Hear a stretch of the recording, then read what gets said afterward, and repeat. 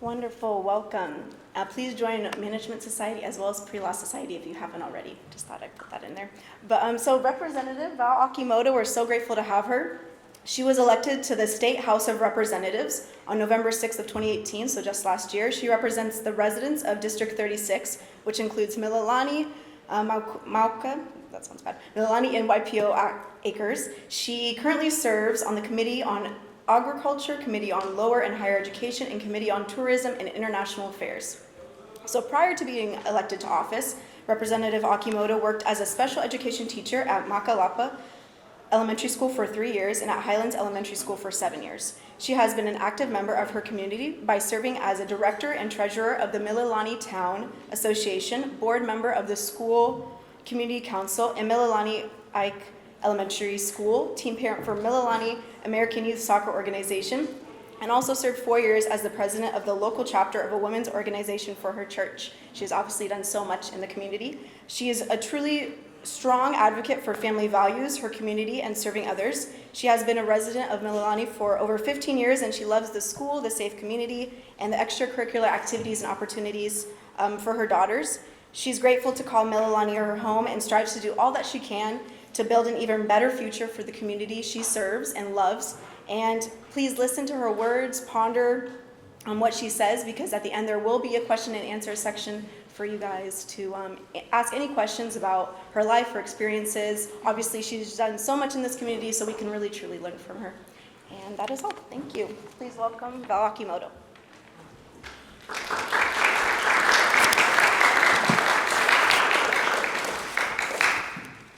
Good evening and aloha, everyone. It's really wonderful. I'm really grateful for those of you who sacrificed on this rainy night. It's a school night, and I'm hoping that, I guess I can tell by how many people are actually here at the end of this how well I'm doing today. So I'm really grateful for the opportunity to come and speak with you. When I was asked, of course, which I'll share in my little presentation, I'm an alumni of this university, so anytime I can give back, I take advantage of that, and I'm very thankful. Thank you for coming and joining me tonight. I was asked to share with you my top 3 life-defining moments. And it's funny, right before I came here, I was talking to my older daughter, and she was like, I tried asking her, do you know what my top 3 life-defining moments are? And she couldn't name any, so I was like, okay, I need to share this more with my own children. But I wanted to just give a little introduction of who I am and how I ended up here. Some of it was shared just from Sabrina right before I got on here, but I'll give a little introduction. Hopefully this works. I'm a little tech challenged, so forgive me if I mess this up. So who is Rep. Akimoto? So just some personal information. I was born and raised on the beautiful island of Kauai. I'm a local girl, born and raised there. My dad, his parents came from the Philippines. They were immigrant plantation workers. My mom was actually born on this island, and she was adopted on island Kauai by a Hawaiian lady who was my tutu, and that woman actually had the gospel. She was a member of the church, and that's how I was fortunate enough to be raised in the church. My dad was raised Catholic, however, after he met my mom, he ended up joining the LDS church, and till today I'm very grateful for that. I am the 3rd out of 4 children, true middle child. I have an older brother who lives in California and an older sister who lives in Kauai with my parents, and then I have a younger sister who also lives in Mililani with me. My brother and I think all of us attended here, BYU Hawaii. 3 of us were able to graduate from this wonderful university. I had a very humble upbringing. I played sports growing up. The backyard of my home on Kauai was a plantation sugar field, and there was a big ditch that we'd run around, and I'm probably dating myself, but I grew up just running around and having fun. I played sports, and I'll talk about that as well. But I'm very grateful for the foundation that Kauai offered me, because I really feel that it helped mold me into the person that I am today. Let me see. So I forgot to also mention, I came here to BYU Hawaii, and I was able to graduate here with an accounting degree, and I'll talk more about that in my presentation. For my professional life, which was also mentioned to you earlier, I actually came and I got a degree in accounting. However, that wasn't very long-lived. I left that and became a special education teacher. And I'll explain how that happened. I taught, again, at Makalapa Elementary School and Highlands Intermediate, and now I am in the state legislature, which I've learned to never say never, because never did I think I would be a representative in the state legislature, but I am. I'm grateful for the opportunity. And just some fun facts. So not everybody knows this about me. You guys are getting some inside information. I grew up playing sports. I played basketball and volleyball. I'm a huge Duke Blue Devil fan, and I'm the only person I know, actually. None of my family or friends, they hate me, they don't like Duke, but I'm unapologetic. I'm a true Blue Devil. I would paint myself blue if I could and attend one of their games. But I grew up playing basketball, volleyball, I ran track. I love hiking, I love going to the beach, camping. However, I also love to eat sweets. So it's kind of good that maybe that's why I have to exercise so much. So every meal I have to end with a sweet. And I have this little hobby of trying to bake cakes. So those are some cakes that I made. If I wasn't a state legislator, I think I'd be a pastry chef / supper aerobics instructor. I think those would be my dream jobs. But I'm here before you, and I'm grateful again for the opportunity to talk about how I ended up in office.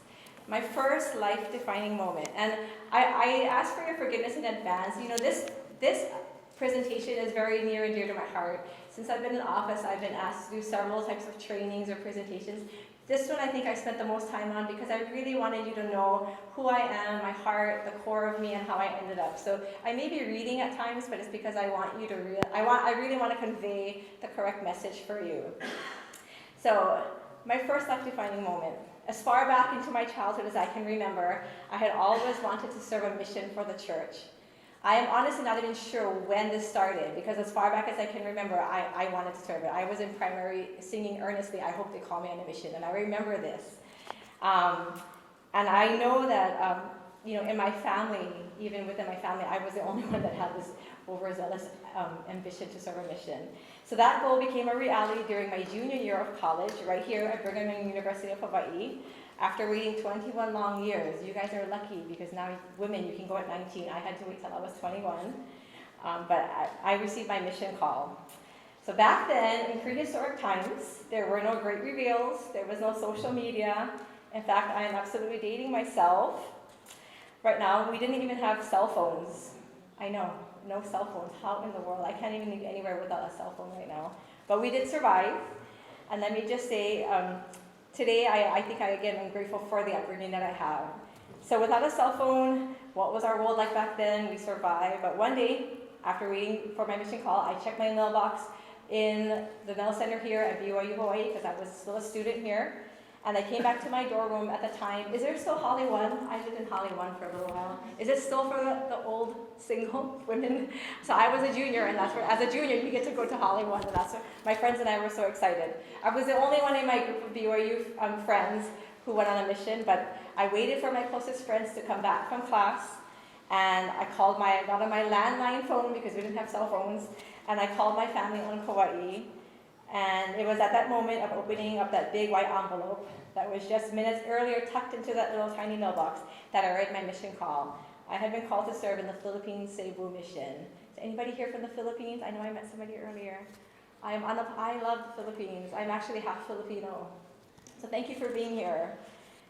So what was mission life like? My mission started in February. And here's the date of 1997 at the Provo Missionary Training Center. You guys were not born yet, I'm pretty sure. Where I was taught of missionary life, the Filipino culture, the Cebuano language, because I went to Cebu, and most importantly, the importance of identifying, following, and teaching by the Spirit. I left the Provo MTC in April, a week before my batchmates. Let me just show you, actually no, I won't, I'm sorry. So in the Philippine missions, we were called batchmates. I'm not sure what other missions are called, but we're put into batches. And I actually had to leave a little early. If you want to hear a really fun, it's actually a kind of a scary story of how I left my batch early and kind of got snuck into the country. You can come and see me on the side later, but that's a whole other story. So how do you sum up a year and a half of a mission in a few minutes? The truth is, it is impossible. There is no way to truly explain what those 18 months back when I was a 21-year-old college junior did for me. I have endless amounts of stories of me finding, meeting, teaching, and serving the people of the Philippines. Till today, I get emotional about it. That's how dear my mission was to me. I have stories of the extreme trials I experienced when having to learn the language. Because when I first got to Cebu, I'll have you note that I didn't even understand the little children, and I thought for sure they taught me the wrong language in the MTC. I don't even understand the kids. But through much fasting and prayer and study, I was able to pick up the language. I couldn't even understand the kids, and the physical, mental, and emotional exhaustion that came along with the mission. Those of you who have been on missions can understand and empathize. Every waking moment was spent serving the people. But I also have stories of pure joy when connecting with people, seeing them truly change in their lives, accepting Christ, and finding lasting happiness in their lives as well. So there is a scripture in Alma, and I know that as missionaries, we have our mission scriptures. This was my mission scripture because I felt that I lived it for most of my mission. And I'm gonna ask for your indulgence in having me read it aloud. It says, "For behold, the Lord doth grant unto all nations of their own nation and tongue to teach his word, yea, in wisdom, all that he seeth fit that they should have. That they should have. Therefore we see that the Lord doth counsel in wisdom according to that which is just and true.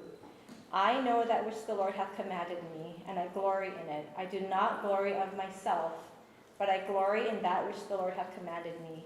Yea, and this is my glory, that perhaps I may be an instrument in the hands of God to bring some soul to repentance, and this is my joy. And behold, when I see many of my brethren truly penitent and coming to the Lord their God, then is my soul filled with joy. Then do I remember what the Lord has done for me, yea, even that he hath heard my prayer. Yea, then do I remember his merciful arm, which he extended towards me." And this scripture became alive to me while I was there in the Philippines, because I can't even count how many prayers I said, how many sacrifices I made, but the testimony and the relationship I had with the Lord during those 18 months till today is something dear to me. So I'm going to show you some just fun things about my mission. And many times you hear the mission defined as the best 2 years or year and a half of my life. The mission for me was not just the best 18 months of my life, it was the best 18 months for my life, and I'll explain to you why. So here are some, and I had some fun finding my old pictures. It's a proselyting pictures. As you can see, we didn't have mirrors in the Philippines, so I didn't care what I looked like. And it was really hot. The humidity there, as those of you who live in the Philippines know, it's very hot there. But proselyting was interesting. We would just walk, and there were areas where it would just be really, really rural. And again, this is about 20 years ago, so maybe I've been back since then. It has developed a lot since. But the core of the Philippines is still the same. I served in areas where we had to hike up mountains and visit people in bamboo huts, and there were carabao as we proselyted. But, for me, proselyting was something that I learned because it taught me sacrifice and hard work. It taught me the purpose of why I was out there. And again, proselyting for me was it's where I really felt my testimony grow, because it takes a lot of hard work to do it. The next part is the culture there. So in the Philippines, those of you who have not been there or not familiar, we travel with jeepneys or trikes. My favorite was actually to sit in the trike. So the tricycle is like a motorcycle with like a cab next to it. My favorite was to sit on the hobble right behind. I like to sit behind the driver. I just liked it because it was cooler. We showered, and I like nice hot warm showers, but we showered with a bucket of cold water. And I was a little wimpy when I first got there. I would actually heat up water and put it in the cold water because I couldn't handle it, but that lasted like a month, and then I was done. So there was no hot water, there was no showers. I showered with a bucket. And we did a lot of shopping at mercados or open markets. We didn't have washing machines. They're expensive in the Philippines. And so we had a lavandera, somebody who would wash our clothes. But there was a time where if your lavandera got sick, you had to wash your own clothes. And I learned that it's not easy to wash your own clothes with a bar of soap and a piece of wood. But that was the culture. It's a very humbling culture. I think the people there, they work hard, and I think they're one of the nicest, kindest, most kind people that I have ever met. And a part of my heart is still in the Philippines. But the culture has a lot of great and rich traditions in it that I loved. Sacrifice and service. So I want to talk about this, because this is where I really feel became a life-defining moment for me on my mission. And many of you might be, you can relate if you've been on a mission, but for me, this is something that changed. It really changed the direction of my life. Up until this time, I had always, I played sports, I was in school, I had clubs and different things. Everything kind of had a purpose based around me. But on a mission is when I really learned how to not even think about myself.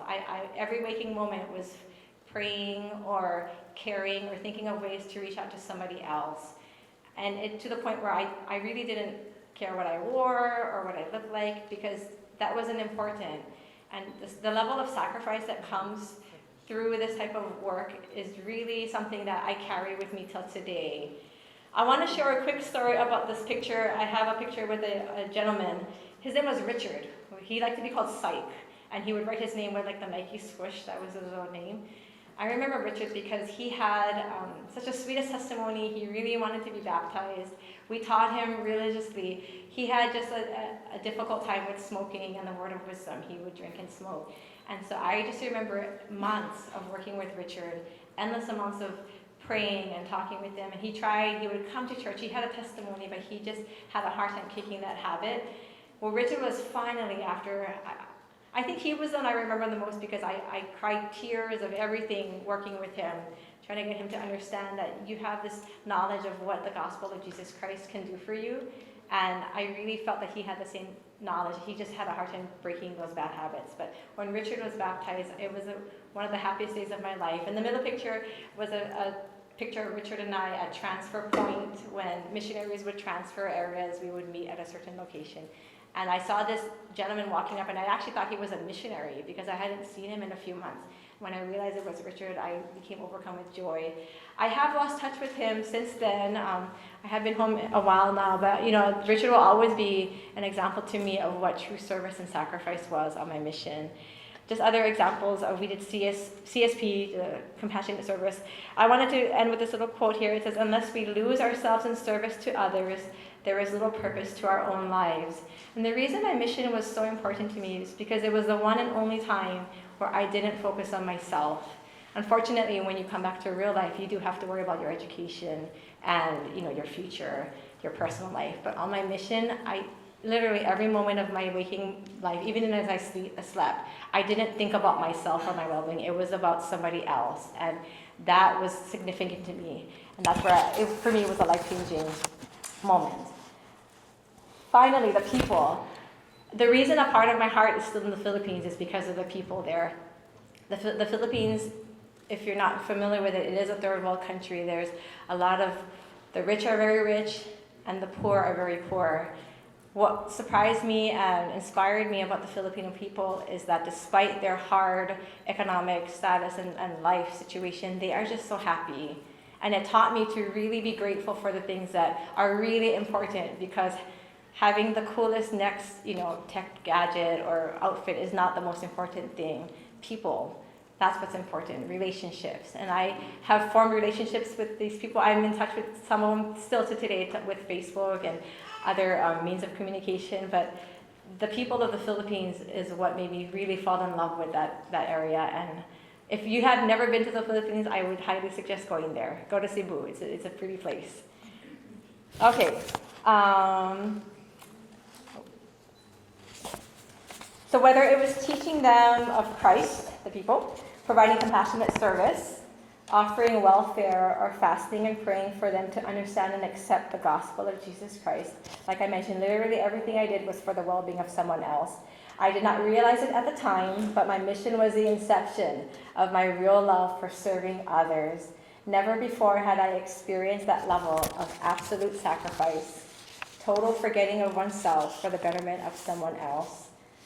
And Thomas S. Monson said in that quote that unless we lose ourselves in the service of others, there is little purpose to our lives.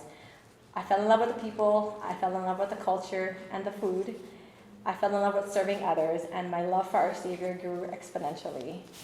So in 1997, I left BYU, Hawaii, a third-year accounting major student who had my sights on the business world. I was very much in that direction. I actually had a job at the accounting firm. I was an assistant to the professor, and that was my life. I returned a year and a half later, a different person. That single decision of mine to serve a full-time mission absolutely changed the trajectory of my life. It has been the best 18 years for my life. I'm going to do a little bit different here. I'm going to, in between, because I talk a lot and I like to hear. If you have any questions right now, please feel free. And if it doesn't work out, then I can take Q&A at the end. But do you have any questions about the mission or that part of my life? If not, I'll move on. Okay, life-defining the moment number 2, motherhood. So now I will share with you the second moment. This moment happened on December 28th, 2007, with the birth of my first daughter, Rebecca. That day will forever be etched in my book of life as the moment I once again learned of a level of sacrifice that I honestly had no idea existed within me. Something happens to you when you carry a child within your womb, when you hear that child's heartbeat for the first time, and when you hear that infant's first cries and carry him or her in your arms. You literally feel a piece of heaven has come down to earth in the form of a newborn baby. And the fact that this child is now yours is a sobering, humbling, and gratifying thought all at the same time. I have to back up a little bit and explain to you that this level of comfort and experience with children was not innate within me. Growing up, I was actually never one who naturally gravitated towards babies or young children. That's sad but true. In fact, when my family would get asked to babysit, so I actually have two sisters, I was usually the more mature one, but whenever we would babysit, my younger sister actually would be the one. They would ask me, but she would take care of the babies, and I just kind of supervised. That was my responsibility. She was the one to feed them and change their diapers. So for me, being a mother wasn't something that actually came naturally to me, although I had always wanted to be a mom. But as I stated earlier, everything changes when you actually see your baby's face for the first time. So on that day, back in December in 2007, instantaneously, it was as if no other person in the world would ever be loved more by a mommy than my Rebecca was loved by me. In fact, exactly 5 years and a day later, I had my second daughter, Emma. She was born, and I was actually a little worried that I wouldn't love her as much because I had loved Rebecca so much. And I thought, I don't know if I have enough love within me. But the Lord blesses us with an amazing capacity to love. And I found that my love for these two beautiful daughters of God was limitless. There really was no end or boundary to how much I had loved them. And while I realized my mission in Cebu had required much sacrifice, motherhood took this to a whole new level. Motherhood taught me taught me the values of selflessness, sacrifice, and love at new levels that I did not even think were possible. So I cannot even begin to testify how true the statement is. Well, I remember the years of sleepless nights, and I have to admit that my daughter is 11, almost 12 now. I have not had a good night's sleep since she was born, actually. I go on adrenaline. But the constant around-the-clock feedings, diaper changes, the moments when I just wanted to take a shower or have just a moment of peace and quiet. But I couldn't because I had to carry my screaming baby. The potty training years, the first days, the temper tantrums, the sicknesses, and the headaches. In fact, I want to make a note that as I was writing this, my younger daughter, who's 6, came down at least 3 times that night to talk to me, and I kept on saying, "You need to go to bed." She has a hard time. But motherhood never will end. You know, it's a labor of love that I gladly signed up for, but it's something that it takes a lot of sacrifice. Although all of those moments may have been trials or struggles, there is nothing, truly nothing I would not do for my 2 daughters. So I'm going to talk a little bit about each of these areas. And the reason I go through these areas is because it'll explain to you how I ended up standing here before you today. So selflessness, and I'll just show you some pictures of my 2 daughters. They look alike, but they're completely opposite. Rebecca is very diligent and she's faithful. She is 11 turning 12, and somehow she's turned into a teenager. I don't know when that happened. And with the youth program changing now, she's even more of a teenager. But my younger daughter, Emma, she's my opihi. She's stuck to me like glue. And that little picture describes them perfectly. Rebecca was always smiling, and Emma, if I put her down, she would scream nonstop. Until today, she's 6 years old, and she still screams every day. That's Emma. But she has passion within her. But, you know, selflessness happens, I think, when you become a parent. And I was a special education teacher, and so I had many parents who maybe weren't the most diligent in caring for their children, or they weren't taught themselves. So selflessness, it seems like it will come naturally as you become a parent, but it doesn't naturally always happen that way. It's something that you have to really make a decision that I'm going to do this. You're going to lose a part of yourself to take care of somebody else, another human being. And for me, the outcome of that is just seeing my daughters grow every day. And that's, for me, something that's very important. Sacrifice. So just like a mission, on my mission, I sacrificed everything for the people that I was teaching. This took it to a different level.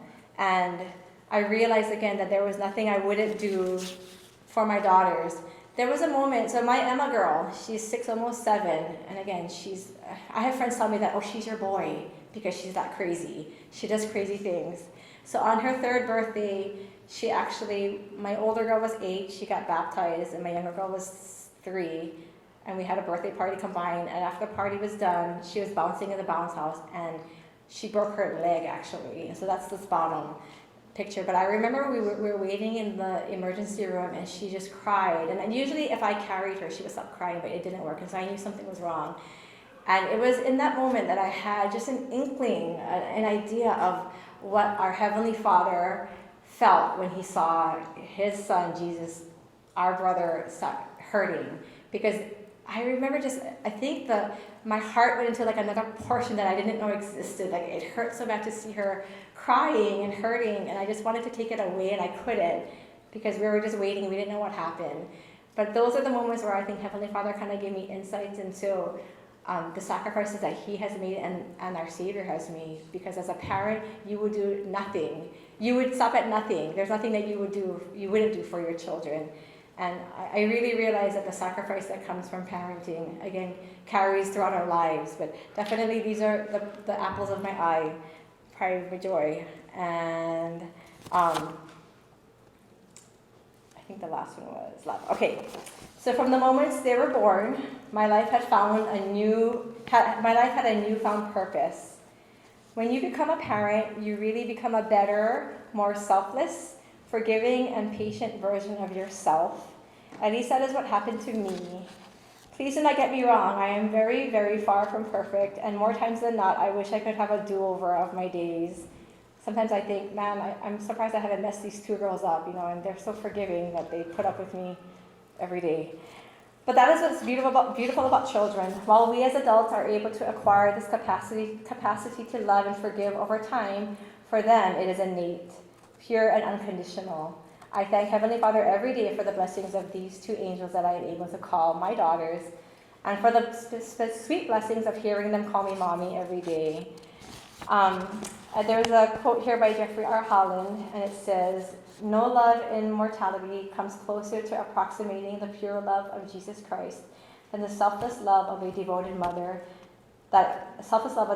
has for her child." I kind of prayed about saying this one part to you because it's something that's a little sensitive to many people, but I want to make a note that if you are someone who maybe is not married or cannot have children, I just want you to know that motherhood comes in different forms. I actually suffer from infertility in many ways. I've had to go through a lot of treatments and surgeries, and while I was blessed with 2 daughters, I know that some people are never blessed with their own biological children, but motherhood doesn't mean that you actually have to carry a child within you. Motherhood comes in many different forms, and even men can be, mothers or parent figures. So I wanted to add that in my life, that has been a test of my faith. Infertility was something else that I had struggled with. I didn't put that in here, and I actually prayed if I should say that or not. But as somebody who's been through it, I know that maybe if you experience that in your life, or if you will, I want you to know that Heavenly Father doesn't love us any less, that we still are mothers in our own way. And that's the end of my second life-defining moment.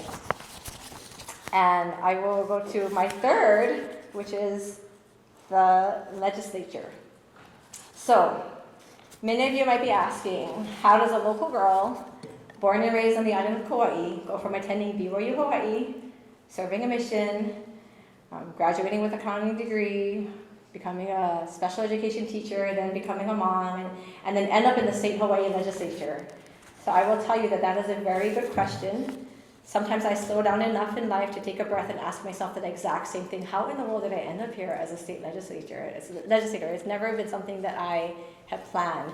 Many people, they plan. They Most of the people in the Capitol with me, that was their mission. They wanted to end up in this building, and I'll be honest, that was the farthest thought from my mind, is to end up in the state capitol. But let's see if I can give you a condensed, fast-forward version of the events in my life that brought me to stand before you today as a state legislator and explain the third life-defining moment in my life. So here it goes. So I've said some of it already. I returned from a mission in the Philippines, and serving and teaching became something that was very important to me. So even though I came back to BYU Hawaii, I actually had 2 semesters left in school, and it was in accounting. I wouldn't suggest taking your advanced classes after you're gone for a year and a half. I had forgotten almost everything. But I finished it because getting into the education was important for me. And while I was a senior, my last semester here, there was a local CPA firm that I had met through one of the accounting club nights, and they wanted to hire me. And that was actually what I always wanted to do. I wanted to just work in a local CPA firm. That was my goal. And I actually told the partner, the boss, I said, I don't think this is something that I want to stick with long term. But he hired me anyway, so I warned him. He wanted me to hire me. He hired me before I actually graduated. So before I walked, I was technically done with school. I actually started working at the CPA firm. After a year, I had kind of gone back to my boss, and I told him, remember when I told you a year ago that I don't think I want to stick with accounting? He said, yes, he always knew. And I said, yeah, I think I'm not going to stick with accounting. So I left it, and I became a certified special education teacher in the state of Hawaii. And the reason I went into that was because I had always had this yearning to teach and be connected to people ever since serving my mission in the Philippines. So that happened. I worked 10 years in the DOE, and that again allowed me to serve in different capacities. I had different church callings. And then again, I mentioned how being a mom was something very important in my life. So motherhood is really where it's kind of started, and that's where this picture here on your left, my right, started. It's when I started paying attention to what was happening in my community, what the people in office were deciding for us. I realized that society was changing. It was no longer the same world that I grew up in, and I wanted a stable world for my own children. So I became involved in supporting candidates and other causes that I thought would support the same values that I had. It was no longer just about me, but for the futures of my daughter. So that's where this picture comes in, and I want to share that picture. I think that was taken by the Honolulu Star Advertiser, and that's Emma. She was, I think, 6 months old, 9 months old, and that was when the whole SB1 thing, I'm not sure if you guys are familiar with SB1, the legislature had a special session, and that's when they were changing the rules of what marriage was and the definition of marriage. And my friends actually told me, let's go down and testify. And I thought, I don't even know what that means. Testify where? So we had to submit a written testimony, which was not, mine was just a chicken scratch testimony. And then we had to go down and try and testify. And I didn't actually think I would do it, but I went. I went several times. They turned us around, and we had to go back. I went with my baby because she wouldn't go anywhere without me.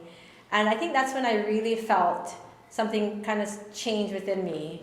The bill ended up passing where they did change the laws of what marriage is defined here in Hawaii, and I respect the law of the land. However, until today, I say that this is where it started. I wanted to make sure that I could be a voice. So March 2018, I received a phone call, someone asking me to run for office.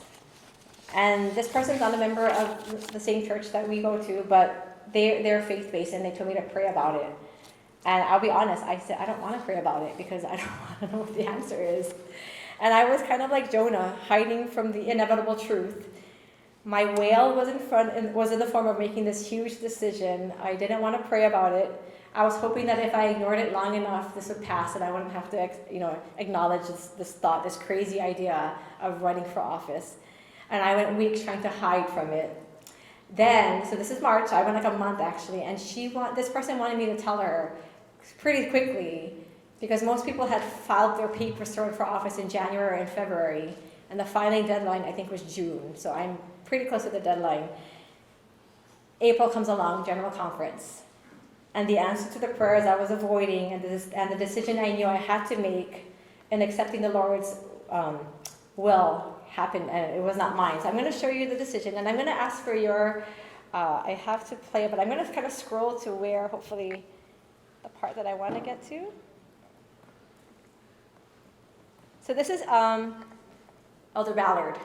And I want to say this is the Saturday session on General Conference that month, that year, 2018. And I think I'm going to the right spot, right about here. Okay. Some service opportunities are formal. Oh, hold Our on. family, our church calling. Is there? Is it? Oh, is it the microphone? Oh, okay. This side. There is. Oh, this is it. Okay. Okay, let me back up a little. Hopefully. Let's try. Let's see.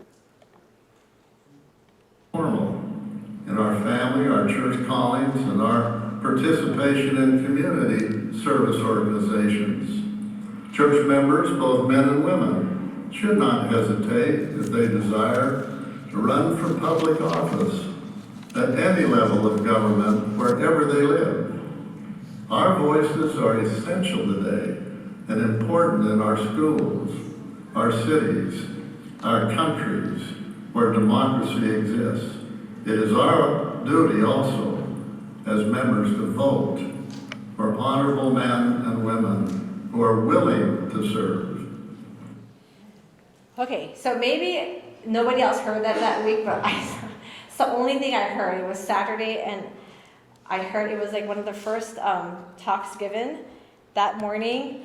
And I remember thinking to myself, did I just hear him say that? You never hear the apostles or the general authorities talk about serving or like running for office.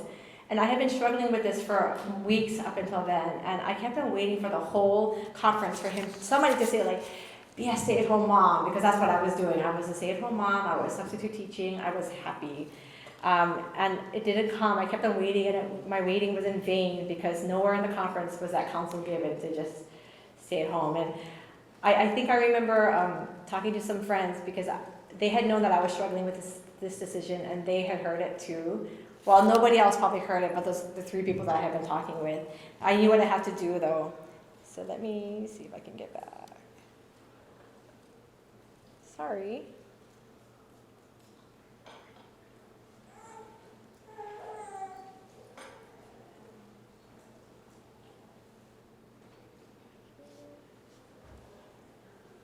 Okay.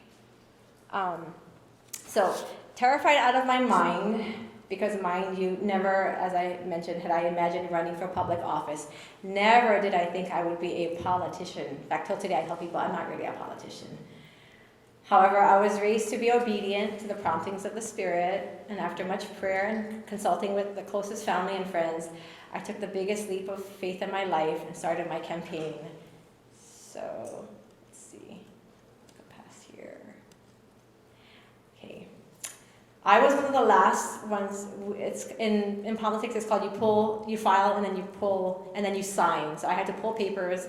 I was the last one to pull papers in my race. In fact, I started months after my opponents had already organized their campaigns, committees. They had held fundraisers and started campaigning. And then I literally appeared on, I'm sure they started worrying because I ran, in Hawaii, it's a very blue state. Everybody runs as a Democrat. I ran as a Republican, which is confusing because in Hawaii, again, if you're born and raised here, you're not supposed to be a Republican. But I was, and I am. But I took that as something very serious. I ended up pulling my papers, and even though I was really scared, I went and did it. And, for me, it was something that was important because I had to be obedient to what the Spirit was telling me. So I started walking the talk. Many times, what politicians are known for is to say things and not back it up with action.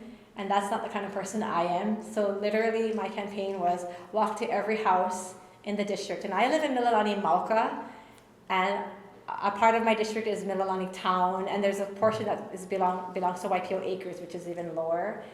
So Mililani Mauka is size-wise, geographically, it's not spacious. The other districts, they cover more land, but we have so many homes in this little area. It's crazy. And I knocked on every door that I could. I couldn't go to townhouses, but every door that I could, I knocked, and I I would introduce myself. I called it tracting. I said, I'm going to go tracting today. Nobody else knew what I was talking about, but it really was. It brought me back memories of my mission. And I thought to myself, thank goodness I went on a mission, because if I had to do this without that, oh my gosh. But I walked. So against all odds, with no shortage of very honest people in the community who felt it necessary to constantly remind me that as a Republican and an inexperienced, unknown candidate, I had no chance in winning and or making a difference. They said, even if you get in, nobody's going to care. You're never going to get in. The polls are going to say that my opponent, who ended up being my opponent in the general, she was more experienced. She actually had been in office. They kept saying, she had all the endorsements, she had all the experience, and I had nothing. Nobody endorsed me but myself. But I didn't care. I said, the community will endorse me. Well, I ignored the polls, I ignored the doubters and my competitors, and I walked. I just walked every single day. Rain or shine. There's that picture of me with the hood. It doesn't look like it, but I was walking in the pouring rain. I would just walk every day that I could. While my kids were in school, I'd go walking. And I knocked on doors. And so most people were nice. Many were not. Flashbacks of my mission came daily as I walked door to door, and I actually knocked until my knuckles started hurting. That's how much I had knocked on doors. I would introduce myself to every person in the entire district that I possibly could or that would allow me to. In fact, every day when I went out, I would tell them I'm going tracting, and while most people were polite, there were some who were not so kind, but my message was consistent because it came from my heart. And here's what I told them, and I felt that, till today, I feel this is true about me. I was an everyday person like them, somebody from the community. I was born and raised in the islands. Like I mentioned to you, granddaughter from immigrant plantation workers. I'm a mom. I'm a special education teacher. I value education. I wanted to be a voice for the community, for those who felt their voices were not being heard, and that government should be accountable and transparent, which is not the case in many states and probably not the case in even our state here in Hawaii. That was what I would tell them. So over the subsequent months, I could feel the Lord's hand guiding me through the campaign trail. Honest to goodness, running for office, and I'm being totally serious, running for office was more difficult for me than serving a mission, being a Relief Society president, and motherhood all combined. That's how terrifying the campaign was for me, because again, I wasn't trained in my life to run for office. But I trusted in the Lord, I worked hard, and I relied immensely on prayer. I was blessed with the most amazing team of friends and family who supported me throughout the campaign. We ran a true grassroots campaign because we really started, most of us had no idea. We still don't know what we're doing. We're having our second campaigns coming up, and we're trying to figure out what we're doing. But I will forever be grateful for the sacrifices that were made on my behalf. So these are some of the people I met in the district. And a lot of them, I just met them at their door. They're so welcoming to me. This gentleman down here, Fudge, we call him Fudge. His name is Fudge Fajardo, but he sacrificed. He has a gym in the back of his house within my district, and what he did is he would help high school athletes, football students, who maybe didn't have money to go to the gym or hire a coach. And so on his wall, I wish I should have shown that picture, he had helmets and paraphernalia from professional teams, because he had helped so many kids along the way to leave high school and go into college and then make it to the pros. And he did this all for free. And that's the kind of people that I associate, I really relate to, because they just serve and they just sacrifice it without asking for anything in return. And I love that I got to meet people like that along the way. So on November 6th, 2018, after months of walking, sign waving, and sleepless nights, working on the campaign, I received the news that forever changed my life and has brought me to stand before you today. Because honestly, I think if I wasn't in office, nobody would care that I was a stay-at-home mom and a special education teacher. But I'm glad I got to share my message with you. As a first-time candidate with no prior experience, no real endorsements, and running as a Republican in the most blue state in the country, I defied all odds and ran the race to be the newly elected State House Representative of District 36. There are 51 members of the House in our state legislature. 5 of us are Republicans, and 10 of us were elected as freshmen. I was the only Republican, and I'm actually the only member of the church in that building right now, in office.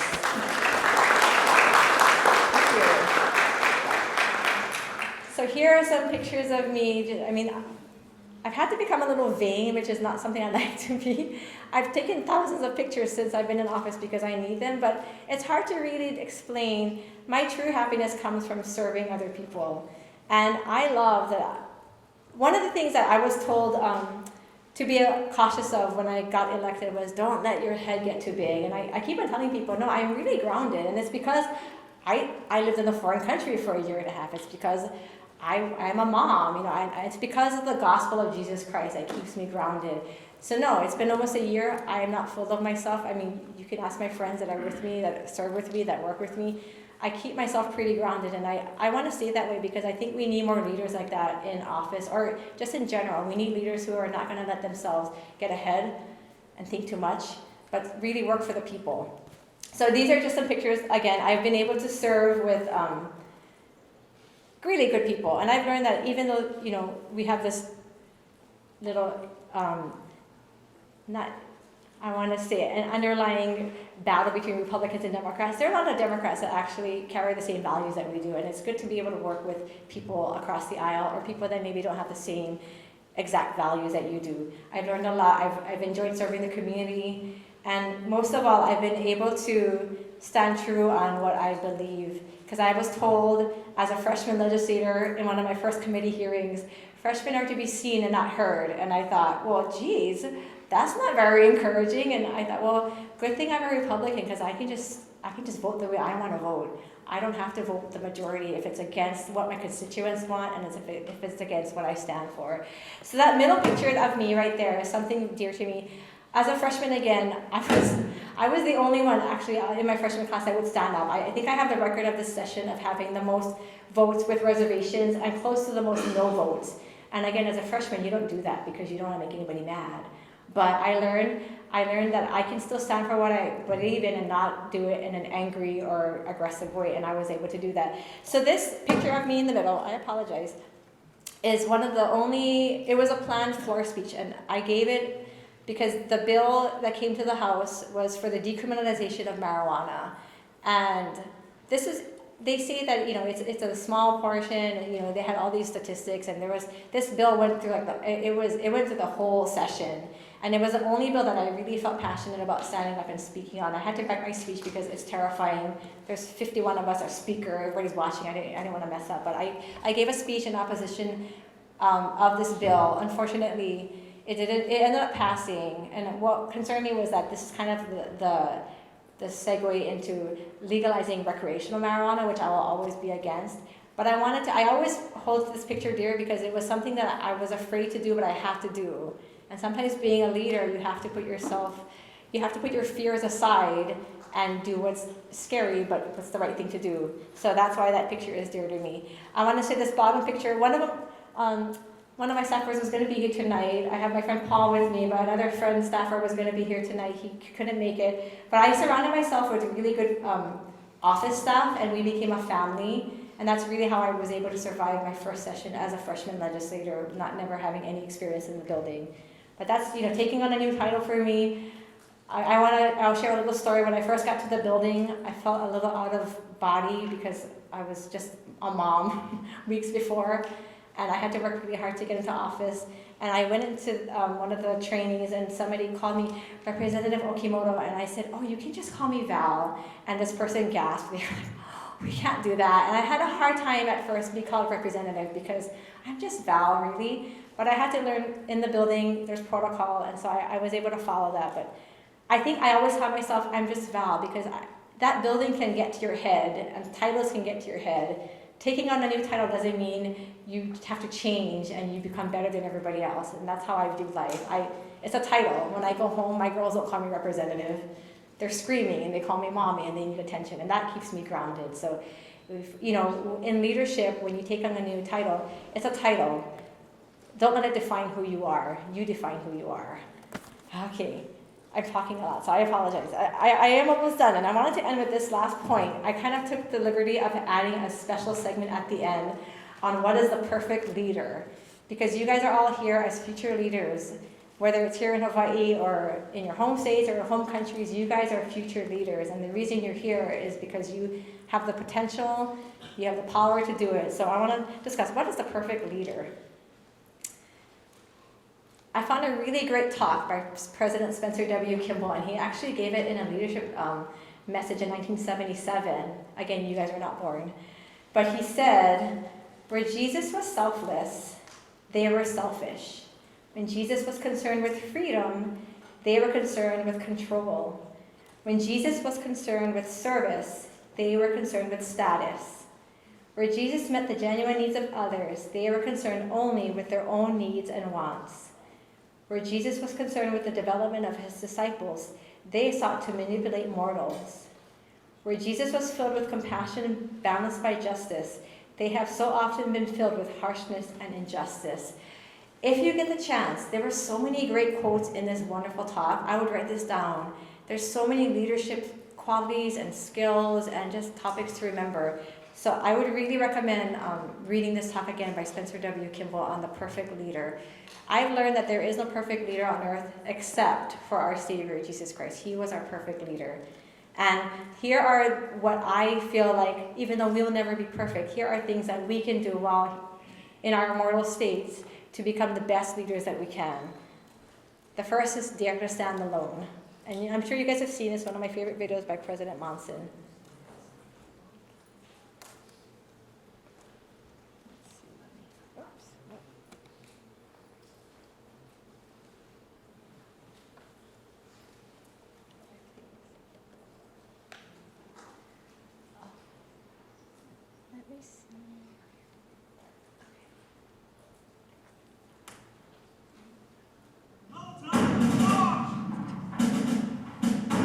Navy boot camp was not an easy experience for me.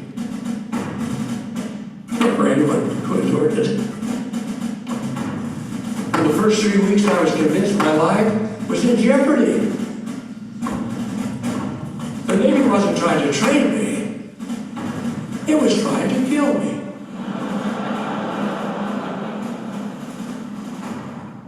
I shall never remember when Sunday rolled around after the first week. We received welcome news from the chief petty officer. Standing at attention on the drill ground in a brisk California breeze, we heard his command. Today, everybody goes to church. Everybody, that is, except me.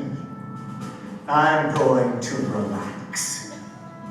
Sergeant Caskets, you meet in Camp Decatur and don't come back until 1500 hours. Fall out!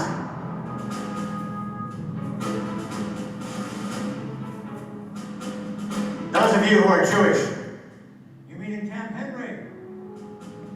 Fall out.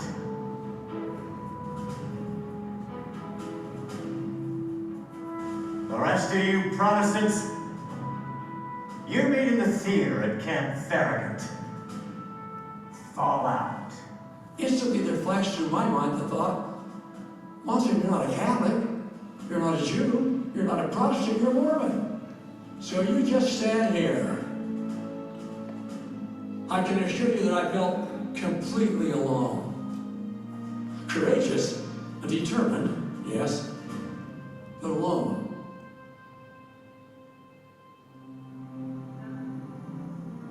As we go about living from day to day, it's almost inevitable that our faith will be challenged.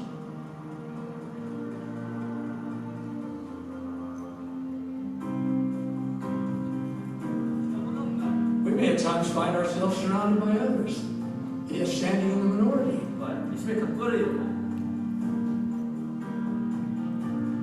Or even standing alone concerning what is acceptable and what is not.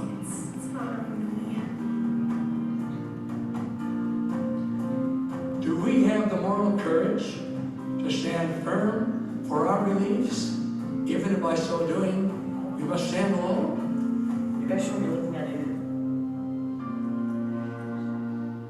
It is essential that we are able to face with courage whatever challenges come our way. And just what do you guys call yourselves? Until that very moment, I had not realized that anyone was standing beside me or behind me on the drill ground. Almost in unison, each of us replied, Morning, sir. Why you guys go find someplace to meet? I don't come back until 1500 hours. Fall out! It is difficult to describe the joy that filled my heart. As we marched away, I thought of the words of the rhyme I had learned in primary years before. Dare to be a Mormon. Dare to stand alone. Dare to have a purpose firm. Dare to make it known. May we ever be courageous and prepared to stand for what we believe. And if we must stand alone in the process, may we do so courageously, strengthened by the knowledge and reality we are never alone when we stand with our Father in heaven.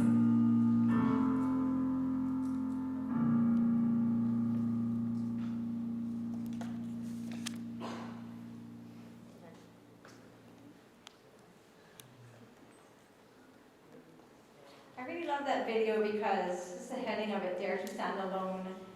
In our lives, we have different areas where we're going to have to stand alone, whether it's with our peers, with the people that we work with. And in my line of work, I've learned that many times I have to stand alone.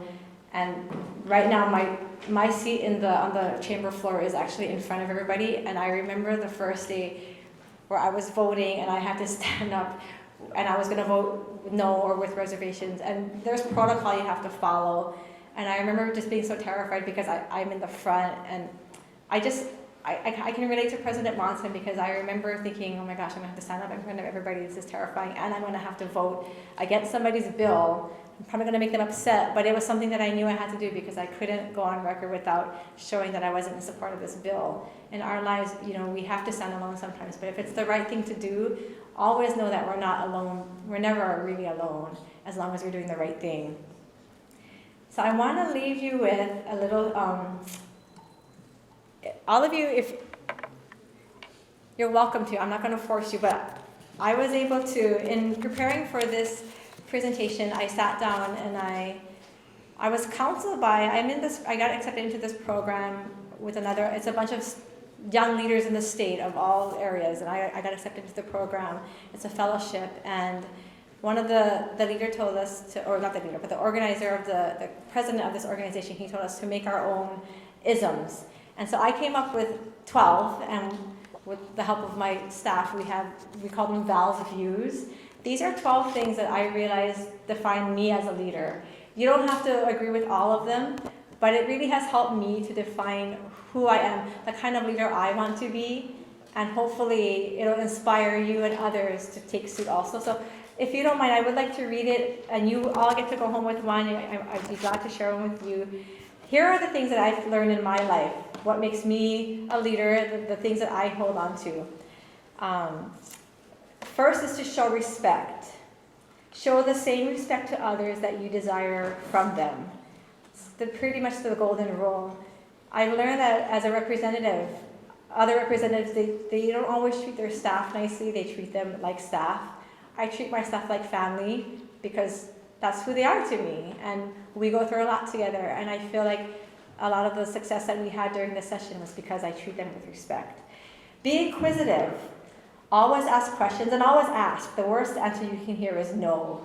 So I get told sometimes, like, don't ask. I'm like, well, the worst they can tell me is no, and if they say no, then I'll know that's the answer. But if you never ask, you're never going to know. And don't be afraid to ask questions. Next, persevere. Something that I'm very nice, but I almost thrive in opposition. When somebody tells me I can't do something, I kind of thrive in those settings. I'm very competitive. So when somebody shows you an opposition or tells you you can't do it, thrive in those settings. Don't give up.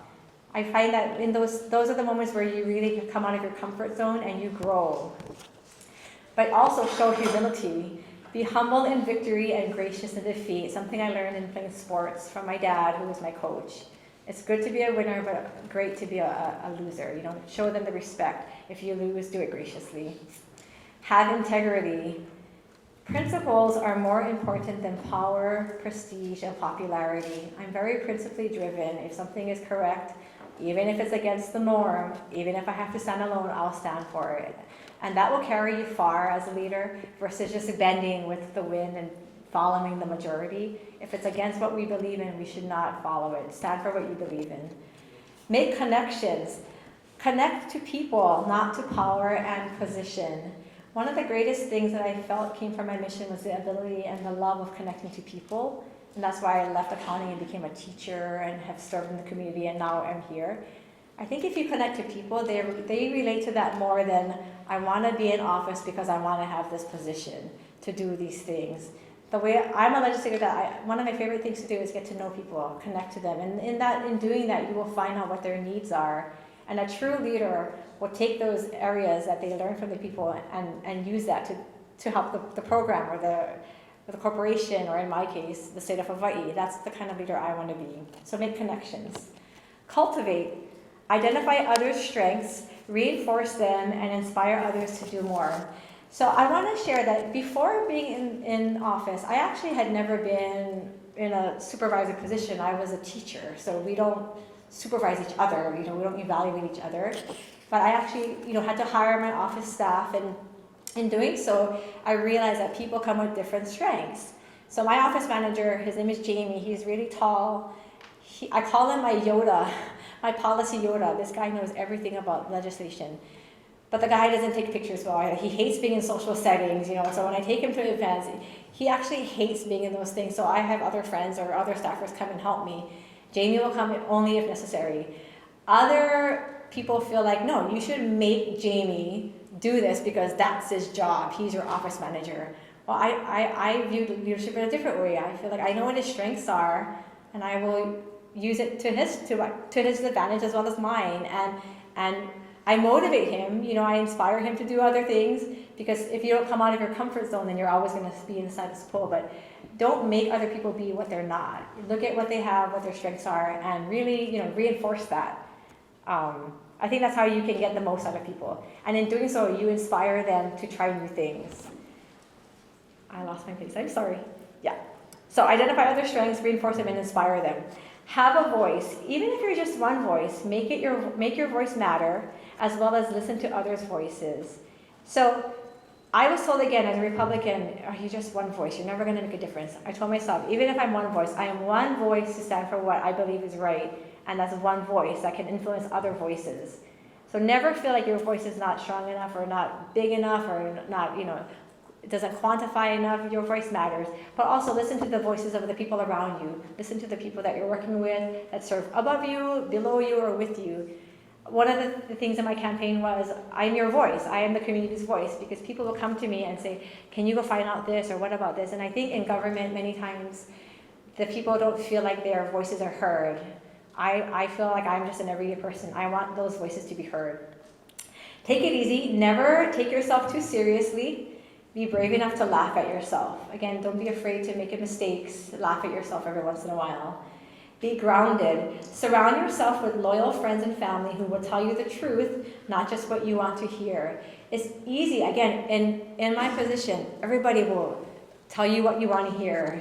If you ever get to come to the Capitol with me, and I invite all of you to come and visit me, it's a different world. I have to get used to. Everybody knows who you are. They call you by your title. They kind of worship the ground you walk on. And I think if you're not grounded, that will get to your head, and you'll get a false sense of identity. Be grounded. I have friends that tell me, if you change, I'm going to slap you in the face. And I'm like, please do, because I don't want to become somebody I'm not. And so you want somebody who will tell you the truth, not just what you want to hear. Inspire. Remember those who came before you, appreciate those around you, and inspire those who come after you. And be accountable. Be quick to admit your mistakes, and even quicker to forgive others for theirs. So these are just things that I live by in my life. Again, you can take some and use some. I find that they've been helpful in defining the kind of leader that I want to be. I really want to encourage you to make your own, I call them isms. What kind of leader do you want to be? And you might take some things that I mentioned or make it your own. But above anything, I would like to close, by sharing that there have been many life-defining moments in my life. Some have been big, others small. but all nonetheless important. My mission, motherhood, and now being elected into the Hawaii State Legislature have been, to this point, the three that I decided to focus on. I realized that those moments describe the core of who I am and who I continue to strive to be. I know that the reason I'm standing before you today is because God has a plan for me, just as He has a plan for all of you. In your own rights, in our own rights, we will all become leaders. What we do with those leadership opportunities will be up to us, and that will determine the path our lives will take. May we always remember to be humble yet driven, competitive yet respectful, a leader but also a team player, have courage but also compassion, and above all else, have integrity. Remember, dare to stand alone. So mahalo for letting me speak with you today. I will gladly take any questions at this time.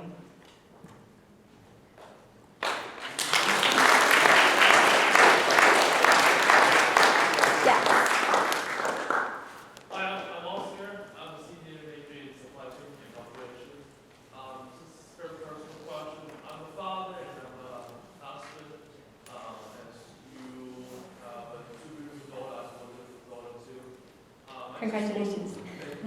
Just want to ask, because we both, my wife and I, are senior and we have lots of workload. Just want to get your advice. What's your advice for me to how to balance our life? Like we have work 19 hours a week, and we have study, and we have baby family. So what is your advice for me to balance my life?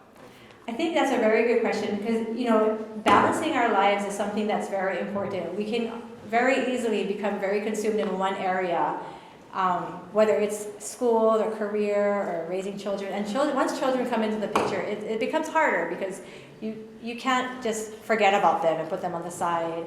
I would just do that. I would balance. I would schedule. I would make it a point to say, this is the time I'm going to focus my energies on my children, or this is the time I'm going to focus my energies on my schoolwork. I had to, this is not healthy, but I put my kids to bed and then I work on everything. But that has been how I've functioned. But I think, you always want to be able to prioritize. What's the most important thing? Church service has always been something important to me, as well as I'm sure it is for many of you. But you never want to lose yourself in the process. So in balancing everything, take time for yourself, because if you become unhealthy, then it's not healthy for the rest of your life, your spouse, your children. I would definitely make time for your marriage. If you can combine ways of fulfilling a responsibility in church or with work, including your children, in it. It's a fine line. You have to find that balance. If you feel like you're ever giving up too much of yourself, pull back, because you really have to reassess what your priorities are. And sometimes there are many great things that we're doing, but if it's at the expense of our children or our health, then it's something that we should really pull back on. And I always take it to the Lord also, pray and ask Heavenly Father, what is the best thing for me? But one thing I would suggest, again, because you're very scheduled, you have a lot going on right now, I would schedule and make time to go to the temple, make time, to be with your children. If that gets lost, then really nothing in our lives, career or anything will be more important than what's going to happen to the futures of our children. I hope that answers your question. Thank you. Any other questions? Yes. Hi, my name's Juliana. Hi, Juliana. What has been the biggest challenge for you since being elected into office, and how are you able to overcome this? One of the most frightening things for me after being elected into office was the fact that I had absolutely no idea what the legislature was going to be like. And there are times, I mentioned some of it, we're on committees. I mean, the pace of the session, we have 60 days to get everything to law or not law. And that pace was really hard because you're there from start to finish, and there really is the learning curve is very, very steep. It's, one of my colleagues calls it, it's like drinking out of the water fire hose. You stand there and you're just getting blasted. I was able to overcome that by hiring the right people, surrounding myself with the right people. I really am grateful for the staff that I had this past year. A lot of it, again, and I thank the Lord for that, because I really feel like His hand was in even that. But I think one of the things that I've tried really hard to do again is to stand for what is right, but also not upset people. I think many times politics can be divisive and polarizing, and I'm trying to find a way to let people know that I'm not an angry person. We may have different views, but we respectfully disagree.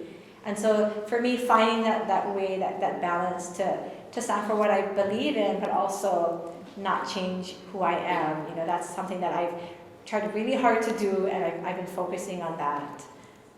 Thank you. I hope that answers your question as well. Any other questions? We can take one more question. Yeah. If not, I leave my contact information up here for you, and I want to leave with a little thing. And I bought these pencils actually because I do a lot of school visits, and I thought, oh my gosh, college students are not going to want to have a pencil that like you got to sharpen with a manual sharpener. But then I thought, I really want you to have this, because for me the pencil keeps me grounded. It reminds me of my childhood, but also reminds me of my children now. It reminds me of being humble, never being so full of ourselves that we need the most cool gadget or pen or this is not, we're above this. But I have a pencil here for you, and I'm not even sure if you guys have pencil sharpeners here. If you don't, go get one. Or just keep it with you. Have this pencil be a reminder of somebody, this is how I see myself. I want to stay grounded in who I am, never become so full of myself or so advanced that I can't remember the simple things in life. So I'm going to leave this with you as well as my Val's views, and thank you so much for coming, and I just want to leave this with you in the name of Jesus Christ, amen.